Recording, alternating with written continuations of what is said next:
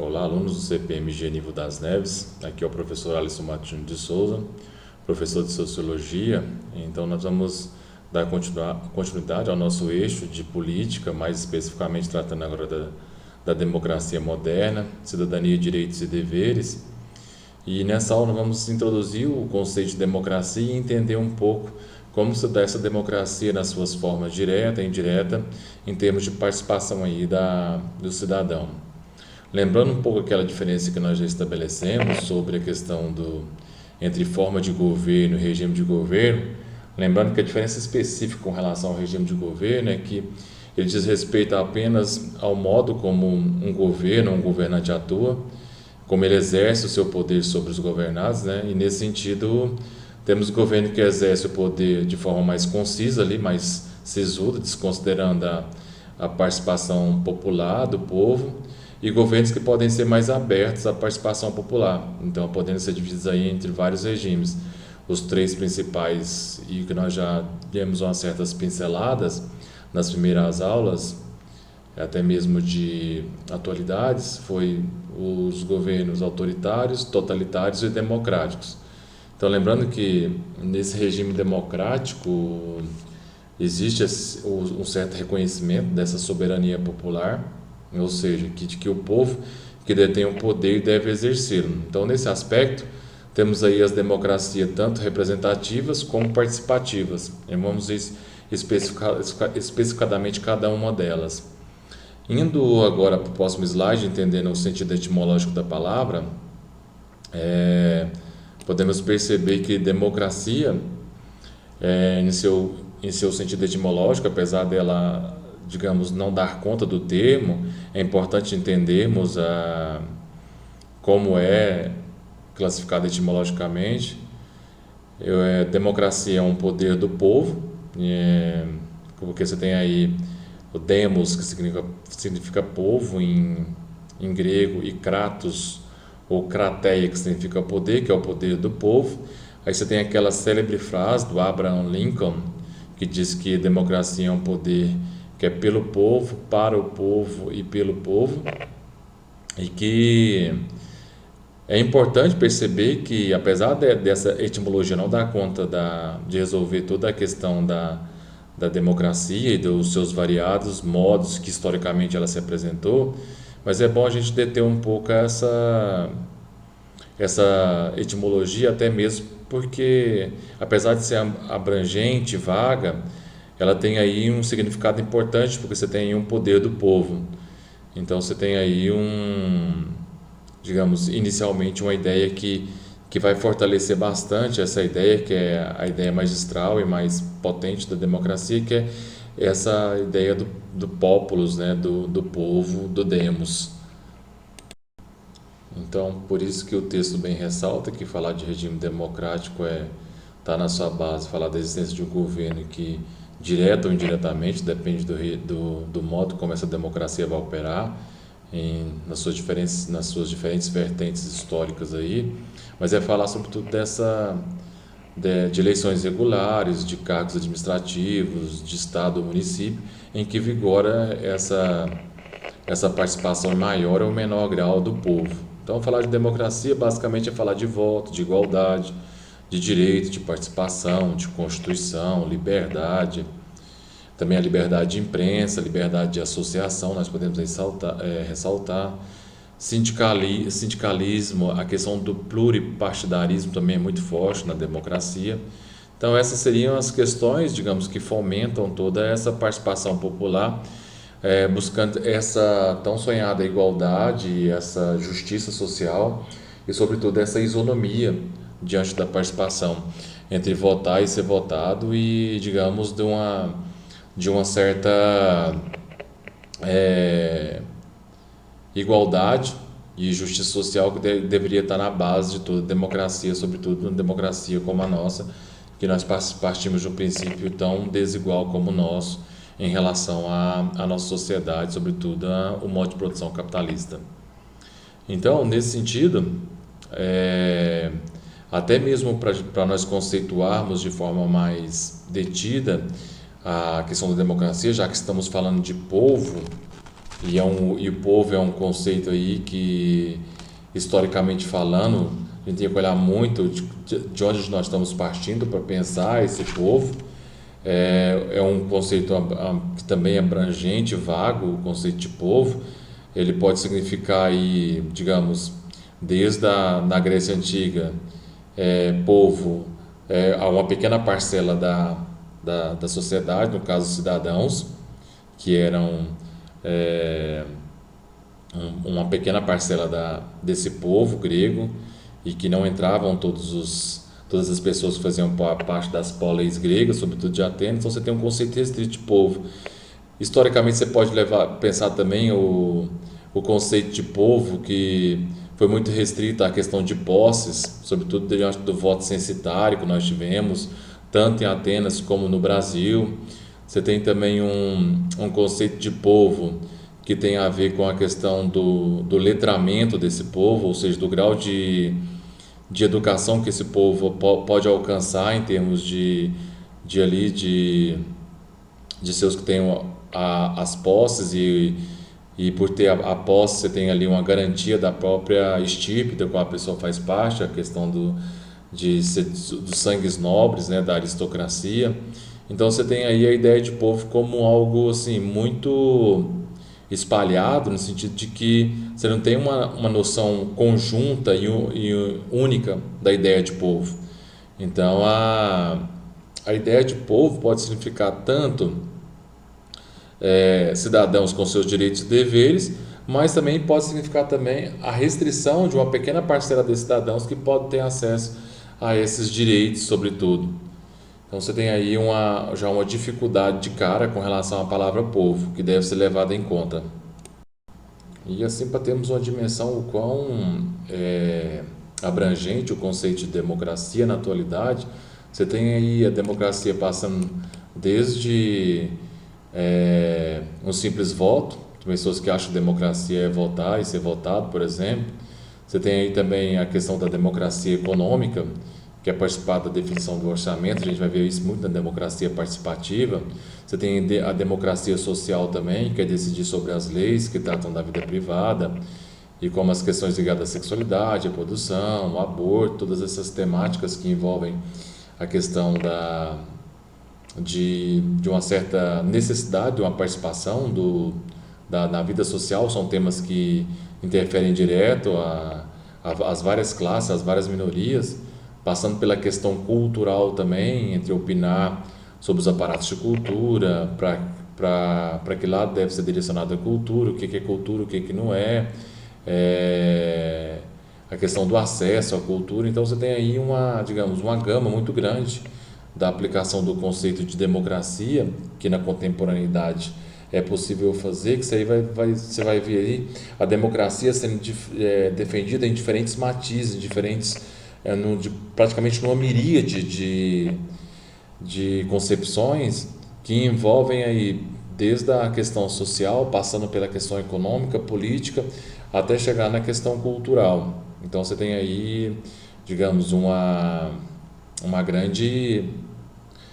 repercussão em torno desse conceito. Eu acho que um grande celeuma, uma grande discussão que a gente percebe aí que o conceito de democracia perpassa aí as diferentes esferas da vida social, bem como as diferentes composições ideológicas com o qual você quer defender. Aí você tem até mesmo a questão da democracia voltada para a ideologia de mercado, se a gente pudesse pensar nisso, que algumas vertentes políticas vão defender. Então você tem, digamos, várias matizes com relação a esse termo que perpassam diferentes concepções ideológicas e diferentes posturas aí em torno desse conceito. E pegando um gancho aí com relação a essa guisa do conceito de democracia, as suas diferentes acepções na contemporaneidade, nós temos também, não obstante aí, no caso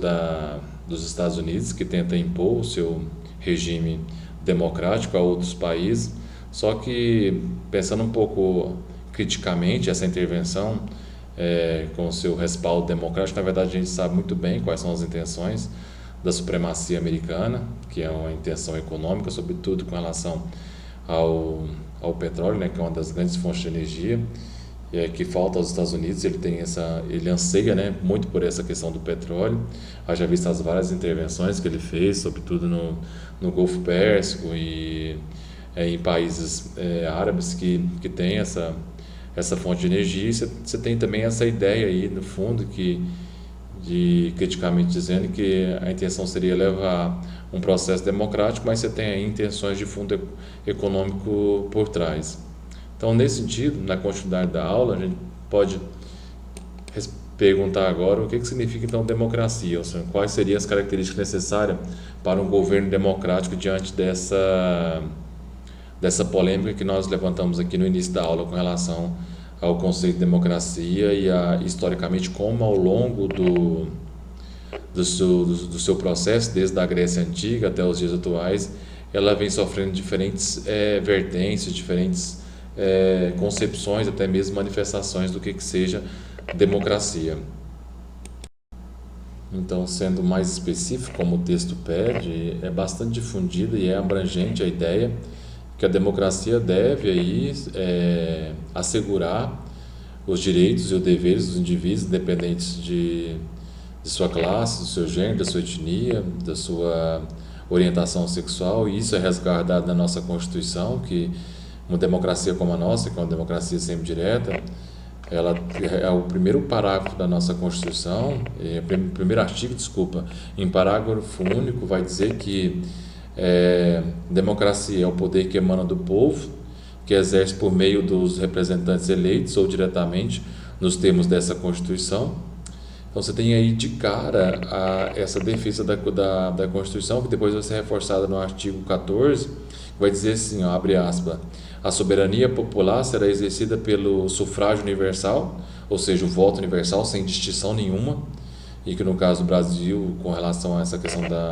do voto das mulheres, só vai ser mais ou menos em 1932, quando nas primeiras, acho que a segunda Constituição, em que Vargas, pressionado pela elite paulista, vai, digamos, fazer uma Constituição depois que ele sobe no poder pelo golpe. Aí você tem ali o voto universal, e que a partir dos 16 anos até os 70, você tem aí 16 anos facultativo, a partir depois de 70 também facultativo, mas entre esse intervalo um voto obrigatório, direto e secreto, de valor igual para todos, ou seja, mediante termos da lei, o voto é igual. Não tem mais aquela ideia do voto censitário, que é o voto que o voto da aristocracia varia mais do que o voto da população. Então você tem aí esse direito resguardado na Constituição, mas uma coisa, como a gente bem sabe, é a teoria e aquilo que está na lei, outra coisa é a sua prática. A gente sabe que existe um dilema muito grande quanto ao reconhecimento e aceitação, sobretudo de diversos setores da sociedade, em que a democracia de fato não se efetiva, porque uma coisa é você ter a democracia jurídica, a democracia baseada nas leis, mas uma coisa é como ela se efetiva em termos mesmo de igualdade, sobretudo de justiça social. A gente sabe que isso está bem distante de acontecer na prática no nosso país, pegando aí um gancho a partir do nosso referencial histórico brasileiro. Então você tem aí, digamos, todo um dilema com relação ao que a Constituição vela e o que de fato se efetiva na prática. Só para aprofundar, desculpa, essa crítica, esse adendo que eu estou fazendo com relação a como isso não se efetiva de fato no nosso país. Tem muitos exemplos, mas um bem recente nosso, que uma coisa é a Constituição, outra é a prática. Como eu disse para vocês, nós temos uma democracia representativa ou semidireta, que eu vou explicar melhor nos slides à frente o que significa isso, mas... Por exemplo, nós temos lá um modo de exercer aí uma democracia semidireta com relação aos plebiscitos, aos referendos. Se a gente for pegar o exemplo da PEC dos gastos do governo Temer, que é aquela PEC que reduzia a questão dos gastos públicos, estabelecia um teto, a gente não teve de fato uma participação popular nisso. Você tem, digamos, uma PEC 241 ou /55 no Senado, estabelecida como um teto de gastos, que na verdade isso ao invés de tirar de bolso de quem tem, porque existem outras maneiras de você superar uma crise, é inevitável, a crise que nós estávamos passando e estamos passando ainda, começa em 2014 e 2016 tem digamos, um grande auge dessa crise. Aí você tem uma PEC dos gastos, aí você não tem de fato ali políticas públicas que vão de fato favorecer a grande maioria da população, já que estamos tratando de democracia. E isso é histórico no país, se for pegar desde o governo Vargas, passando ali as repúblicas oligárquicas, e também não obstante pegando ali o regime ditatorial no Brasil, nós temos não um atendimento das demandas públicas da grande maioria da população, mas você tem ali digamos, leis e emendas constitucionais sendo estabelecidas não a partir de uma necessidade do povo, mas como uma forma de retirar direitos e até conquista do próprio povo. Uma delas foi essa PEC dos gastos, que ao invés de tentar iniciativa com relação ao que foi proposto no governo anterior, o Temer foi direto na PEC dos gastos e nessa emenda constitucional a gente sabe para quem saiu pior na fita fomos nós, os pobres, porque justamente você tem ali um teto de gastos sendo estabelecido em que a educação e a saúde seriam grandes, digamos,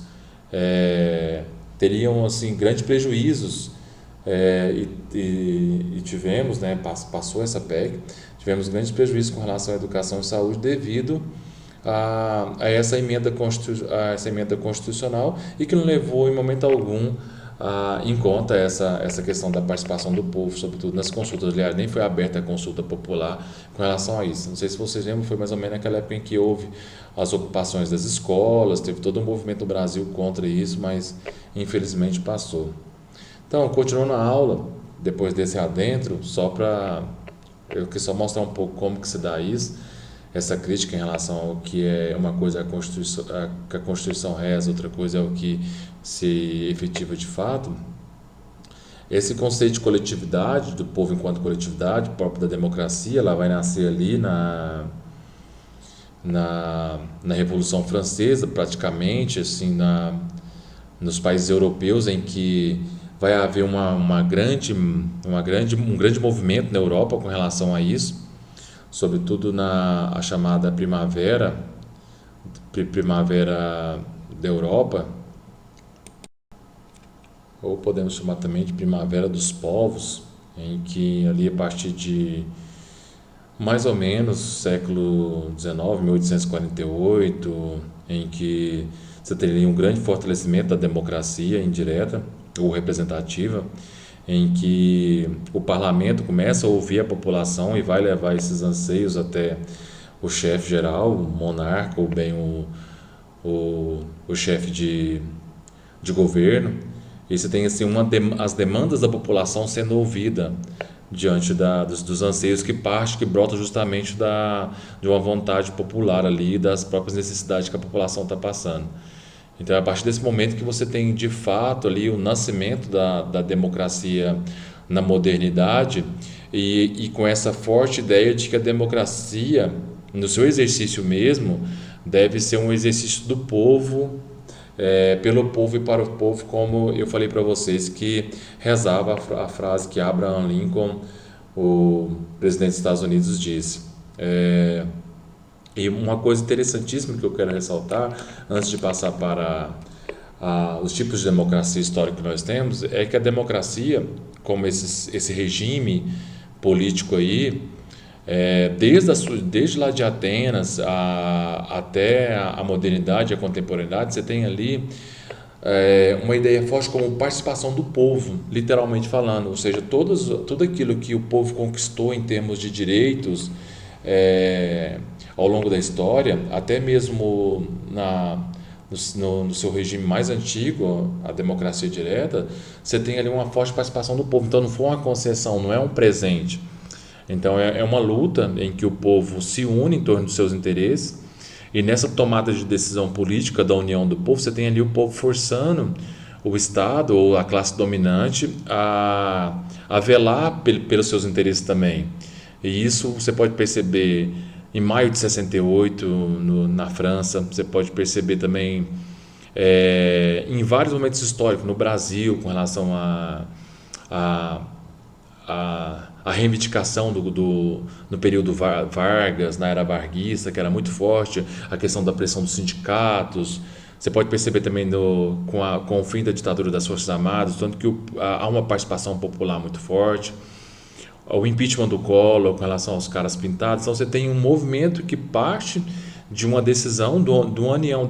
do povo em torno do interesse, que de certa forma é da maioria, e o povo começa a reivindicar isso, digamos, para conquistar aquilo que lhe é de direito. Então é interessante pensar que a democracia, quando ela se coloca como um exercício mesmo de uma cidadania, ela justamente parte do movimento das massas, da grande maioria, e essa maioria começa a cobrar, começa a se unir enquanto povo e começa, digamos, a reivindicar aquilo que é de seu direito. Então não é uma concessão. Então você tem aí diferentes momentos históricos e diferentes construções da democracia, seja ela direta, representativa ou participativa, mas você tem ali uma participação direta do povo, indo para as ruas, cobrando, com plebiscitos, referendos, consultas populares, que vão, de certa forma, dinamizar essa união da classe popular em torno dos seus interesses. Na continuidade, vamos nos deter agora às formas históricas que nós tivemos, ou tipos clássicos de modelos de democracia que nós tivemos, desse regime. O primeiro, vamos estudar a democracia direta, e nós tivemos o exemplo maior que nós temos de democracia direta, historicamente falando, é a democracia ateniense, onde ela nasce de fato como um regime de governo em que você tem ali uma participação direta dos cidadãos nas atividades políticas, naquilo que é de praxe de ser votado em termos de assembleia, nas polis gregas. Então você tem aí toda a participação direta dos cidadãos. Nesse modelo de democracia direta, apesar dele ser quase praticamente extinto, se não se salvo engano, acho que o único lugar que atualmente ainda usa-se esse modelo de democracia direta é nos cantões, na Suíça, que são pequenos estados federados onde há de fato uma participação direta nas praças públicas, e você tem todo um conselho, e esse conselho estabelece o que se deve votar, e os cidadãos vão para a praça e o voto é direto. Eles levantam a mão e votam se sim ou se não diante das políticas públicas, no caso, que estão sendo postas em questão. Então, a democracia direta, em Atenas, sobretudo, você tem ali os cidadãos votando e sendo votado, discutindo assuntos públicos, assuntos em torno daquilo que é de prática, do interesse comum dos cidadãos gregos. E essa democracia direta, ela, segundo consta os historiadores, ela encontra o seu auge de fato somente no governo de Péricles. E aí você tem de fato uma democracia, porque a gente for olhar a democracia ateniense,